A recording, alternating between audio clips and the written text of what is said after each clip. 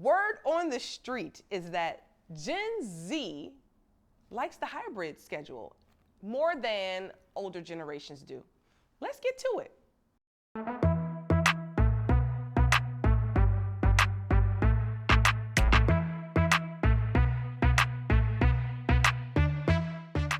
All right, gang.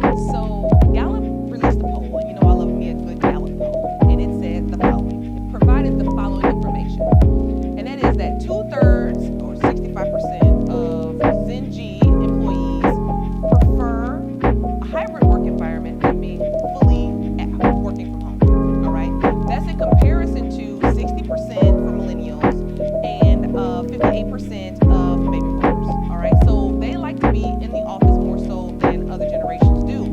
In comparison to only about 1/3 of respondents from older generations said that they would prefer to work exclusively remote. So basically, older folks are saying, hey, I'm perfectly fine working at home and not having to interface with people basically ever in person. And the younger demographic of folks are saying it's important for me to actually have some time to connect with people in the workplace in order to learn from others and to advance my careers. That was the number one reason why the Gen X folks are expressing that they need to come into the workplace, is so that they can actually cross-pollinate, learn, understand the political environment so that they can advance their careers. One thing you should know is that everybody appreciated the hybrid schedule, with only 10% of respondents expressing of tens of thousands of responders expressing that they want to be back in the office from 8 to 5 every week of their adult lives. Nobody basically is saying that that's what they want to go back to. So here's what we should think about. As you're thinking about how to continue to refine your hybrid work environments, think about the following. As you think about, like, how much do I want people to come into work, or how much flexibility should I give? The things that we tell people at Workplace Change, because we have worked with and still work with many different companies and organizations with the return to office mandates and expectations, and we tried to do it in a way that was really responsive to the needs of the business as well as the needs of the workforce themselves. So as we were helping people curate what their return to office policies were going to look like and evolve those return to work policies, we tell them to think about it in this way. Number one, what is the work that actually needs to be done, right?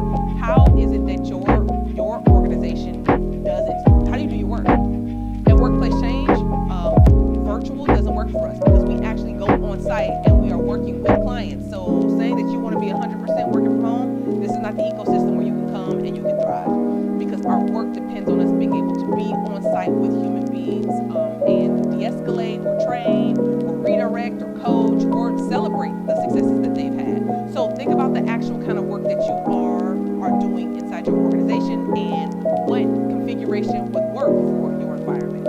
We have a hybrid environment, but by and large, people are in the workplace.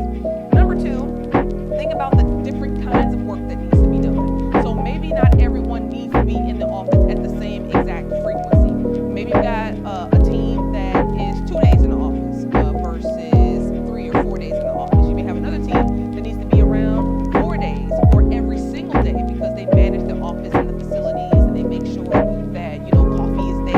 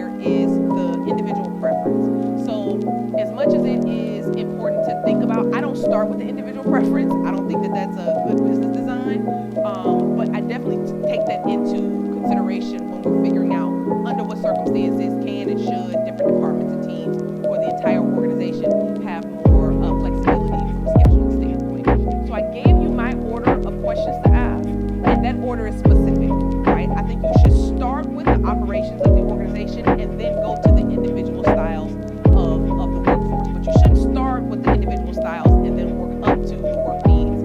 I just think that it gets you into a really big mess if you don't actually start with the business purpose first and then go into the individual preferences based on some structure that you establish based on the business needs. So that's this word on the street. Gen Z, they want to come into the office.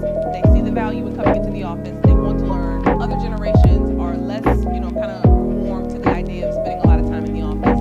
But that should not be the primary way that you determine what your return to office policies will be, especially as you continue to reform them over time. So, you got a question? Jump in the chat. Let me know what's on your mind, and